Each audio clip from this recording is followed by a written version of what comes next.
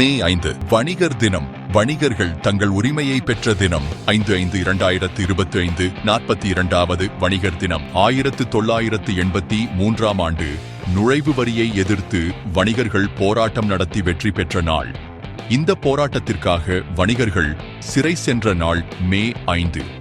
இந்த நாளைத்தான் ஒவ்வொரு ஆண்டும் வணிகர் தினமாக கடைபிடித்து வருகிறோம். வணிகர்கள் இந்த நாட்டின் முன்னேற்றத்திற்காக தங்கள் உழைப்பை தருகிறார்கள்.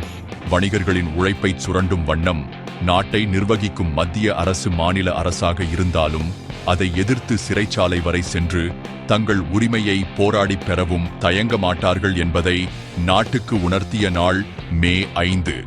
இந்த வெற்றியை கொண்டாடும் விதமாக வருடந்தோறும் வணிகர் தினம் அனுசரிக்கப்பட்டு மாநில மாநாடுகள் நடத்தி வருகிறோம்.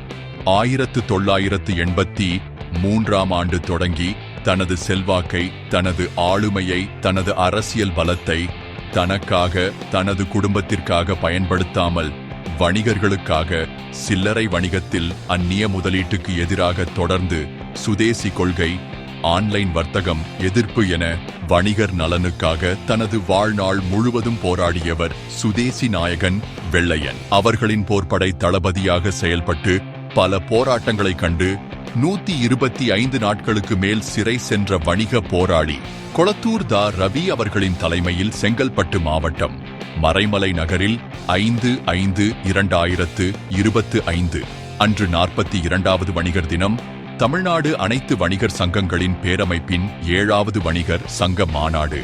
அணிதிரள்வோம்.